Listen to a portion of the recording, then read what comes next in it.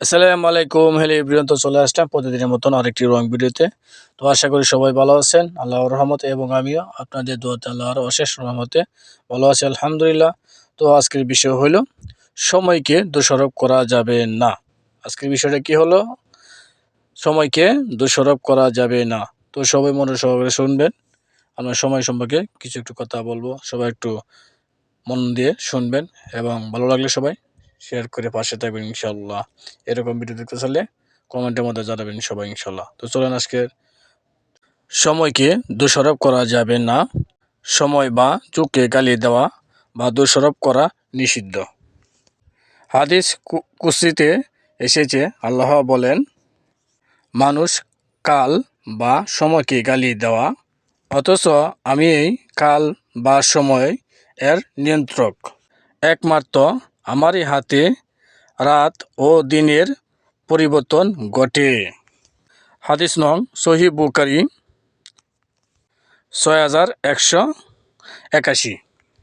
So guys, তাহলে আমরা বুঝতে পারলাম হাদিস সম্পর্কে আল্লাহ সময়কে নিয়ে কী বললেন। এই হাদিসটির প্রতি আমরা সবাই আমল করি এবং এই হাদিস অনুযায়ী চলার চেষ্টা করবেন।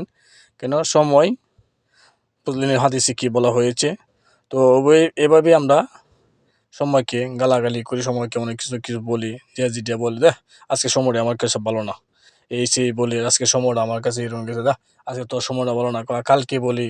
এইসব বলাটা ঠিক না ভাই। সব কিছু যা হয় আল্লাহর পক্ষে থেকে হয়। দিন আর রাত সময় নদী স্রোতের মতো চলেছে, সবই আল্লাহর হাতে এইগুলা ঘটতেছে। তাহলে এই হাদিসটিকে জানতে পারলাম সময়কে বা মানুষকে দোষারোপ করা যাবে না, গালি দেওয়া যাবে না, এইসব সম্পর্কে ওই হাদিসের সম্পর্কে কথা বলা হয়েছে। তো আমরা অনেক সময় রাগান্বিত হয়ে একে গালাগালি দিয়ে মানুষকে গালাগালি করি। হ্যাঁ, আল্লাহ বলছে মানুষকে না গালি, সময়কে কি গালি দেওয়া যাবে না, সবই কি আল্লাহর পক্ষ থেকে এগুলো হয়, নিয়ন্ত্রণ হয়। তো আমরা এই হাদিসটি অনুযায়ী চলার চেষ্টা করুন সবাই।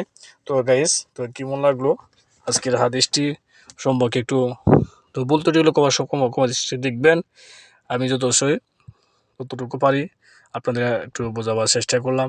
আমরা সময়কে নিয়ে সবাই একটু গালাগালি করি, তো সেই জন্য সময়কে নিয়ে আমরা মানুষের সাথে এরকম করি, সেই জন্য একটু বললাম। হ্যাঁ, তো অবশ্যই আপনারা সবাই মনোযোগ সহকারে, তো আপনার কাছে ভালো লাগে অবশ্যই তবে ভিডিওটা টাইম নেমে শেয়ার করে দিবেন, অন্য ভাইকে দেখার সুযোগ করে দেবেন ইনশাল্লাহ। আপনাদের ভালোবাসা নিয়ে এগিয়ে যেতে চাই এই ফেসবুক প্ল্যাটফর্মে, এবং আমার এই ভিডিওটি ইউটিউব চ্যানেলে যাবে ইনশাল্লাহ, আপনার ইউটিউব চ্যানেলগুলো দেখতে পারবেন। তো গাইস, তো আজকের মতন বিদায় নিচ্ছি। হয়তো অন্য একটি ভিডিওতে দেখা হবে, আবার অন্য একটি মজার একটি গল্প অথবা হাদিস অথবা দাদা নিয়ে আপনাদের মাঝে চলে আসবো। আমি এমডি বাদল। তো আজকের মতন এখানে বিদায় নিচ্ছি। সবাই ভালো থাকবেন, সবাইকে দোয়া করি আল্লাহ যেন আপনাদেরকে ভালো রাখে, এবং আমার জন্য আপনারা দোয়া করবেন আমার যেন আল্লাহ ভালো রাখে।